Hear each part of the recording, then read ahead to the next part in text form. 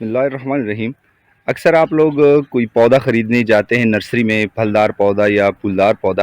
تو آپ دیکھتے ہیں کہ نرسری میں جو پودے لگے ہوتے ہیں بہت ہی تر و تازہ بہترین ان کی گروتھ ہوتی ہے، لش گرین اور خوبصورت۔ اور وہی پودے جب آپ گھر لے آتے ہیں تو وہ اس طرح پرفارمنس نہیں دیتے، مرجھا جاتے ہیں یا خراب ہو جاتے ہیں۔ تو نرسری والے جو ہے وہ مٹی کس طرح تیار کرتے ہیں جس میں پودوں کی گروتھ جو ہے وہ اتنی بہترین ہوتی ہے اور پودے جو ہیں وہ انتہائی تر و تازہ اور خوش رہتے ہیں۔ تو اس مٹی میں ایسی کیا کریکٹرسٹکس ہوتی ہیں، ایسی کیا خوبیاں ہوتی ہیں جو نرسری والے جو ہیں وہ کسی کو بتاتے بھی نہیں ہیں، یہ کون سا سیکرٹ ہے اور یہ مٹی جو ہے یہ کس طرح تیار کرتے ہیں۔ تو یہ آج کی ویڈیو میں ہم اس پہ بات کریں گے، اور یہ جو سیکرٹ ہے اور یہ جو ان کی مٹی تیار کرنے کا طریقہ ہے جس میں یہ لوگ پودے لگاتے ہیں، تو وہ طریقہ جو ہے وہ آج میں آپ کو بتاؤں گا کہ آپ اپنی مٹی کس طرح تیار کریں گے جس سے آپ کی جو پودے ہیں جو آپ خود گھر میں لگائیں گے تو وہ بالکل لش گرین اور خوبصورت اور بہترین ان کی گروتھ ہوگی۔ تو یہ جو سیکرٹ ہے ہم نے ان سے بات کی ہے کافی، اور ان کو پریکٹیکلی خود تیار کرتے ہوئے دیکھا ہے، ان سے بات کی ہے، تب جا کے یہ کمپوزیشن اور مٹی کی تیاری کا یہ طریقہ جو ہے ہم نے ان سے معلوم کیا ہے، وہ انشاءاللہ آج آپ کو بتائیں گے۔ تو اس طرح آپ خود وہ مٹی تیار کر کے اس طریقے سے، اور یہ پودے جو ہے آپ خود گھر میں جو ہے آپ اگا سکتے ہیں۔ اس کے علاوہ جب آپ کوئی پودا نرسری سے لے آتے ہیں، آپ اس کو گھر میں لگا لیتے ہیں، لیکن اس کے بعد اس کی پرفارمنس اس طرح نہیں رہتی، پودا مرجھا جاتا ہے یا سوکھ جاتا ہے یا جو ہے کمزور ہو جاتا ہے، تو اس کی کیا وجوہات ہیں؟ کوئی بھی پھلدار پودا یا پھولدار پودا، تو جیسے نارملی ہم دیکھتے ہیں کہ سیزن میں لیموں کے پودے نرسری والے لاتے ہیں، اور چھوٹا سا پودا ہوتا ہے لفافے میں، شاپر میں، پلاسٹک بیگ میں، اور وہ لیموں سے بھرا ہوتا ہے۔ آپ لوگ بڑے شوق سے وہ خرید لیتے ہیں، اور اس کے بعد جب وہ گھر لے آتے ہیں اور اس کو لگا لیتے ہیں، تو اگلے سال سے جب وہ پھل جو ہے لیمن جو ہے اس میں ختم ہو جاتے ہیں، اس کے بعد وہ پودا جو ہے پھر اگلے 2-3 سال تک کوئی پھل جو ہے وہ پھل پھول کوئی بھی وہ نہیں دیتا،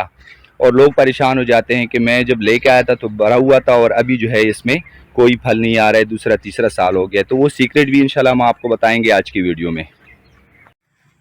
تو اب آتے ہیں مٹی بنانے کی طرف کہ جو نرسری والے ہیں وہ کون سی مٹی تیار کرتے ہیں جس میں پودے اتنے خوش رہتے ہیں۔ تو میں آپ کو بتا دوں کہ سب سے پہلے تو مٹی کی جو ہے ہمارے پاس 3-4 قسمیں ہیں۔ ایک تو جس کو ہم کلے، چکنی مٹی جس کو ہم کہتے ہیں،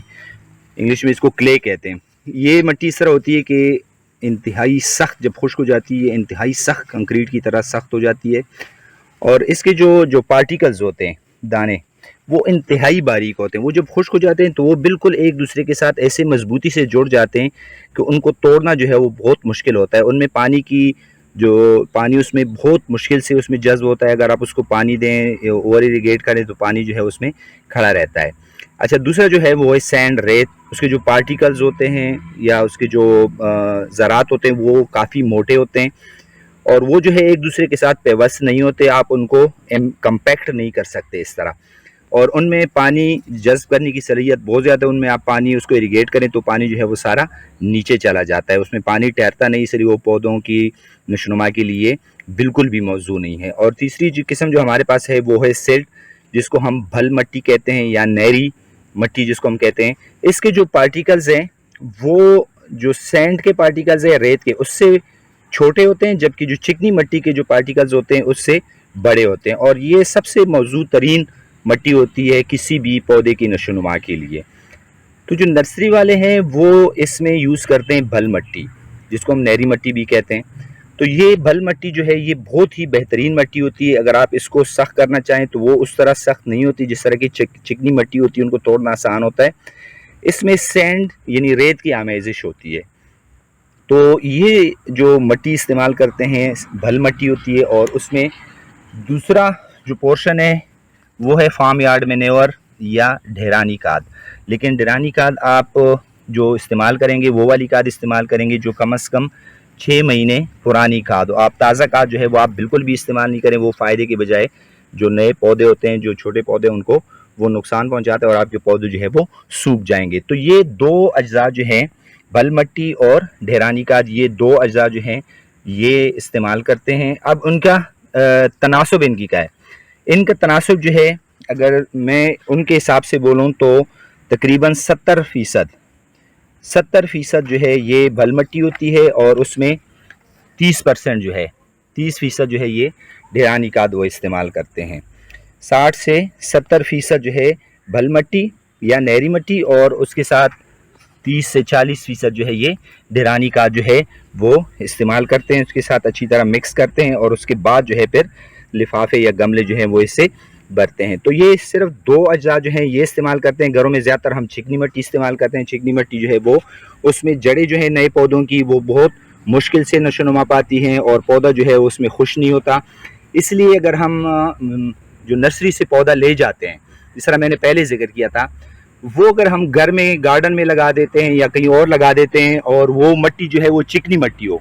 تو وہ جو ہے پھر اس میں اس کی روٹس جو ہیں وہ جا نہیں سکتے، اس میں ترقی نہیں کر سکتے، اس میں پانی جذب کرنا ان کے لیے مشکل ہو جاتا ہے، خوراک اٹھانا مشکل ہو جاتا ہے اس چکنی مٹی سے، تو اس وجہ سے وہ پودا جو ہے وہ سوکھنا شروع ہو جاتا ہے یا وہ کمزور ہونا شروع ہو جاتا ہے۔ تو گارڈن میں بھی آپ اپنی جو بھل مٹی ہے یہ استعمال کریں، اور گملوں میں بھی آپ اگر یہ استعمال کریں گے، یہ میڈیا جو ہے 70% تقریباً بل مٹی اور اس کے ساتھ 30% پرانی ڈرانی کھاد جو ہے، تو پھر جو آپ کے پودے ہیں وہ انتہائی خوش اور تر و تازہ رہیں گے، ان کو خوراک بھی میسر ہوگی ڈرانی کھاد کی وجہ سے، اور ان میں بل مٹی کی وجہ سے جڑوں کی نشو و نما میں بھی آسانی رہے گی۔ تو یہ جو راستہ نرسری والوں کا کہ جو مٹی وہ کس طرح تیار کرتے ہیں، تو وہ یہ سیکریٹ ہے۔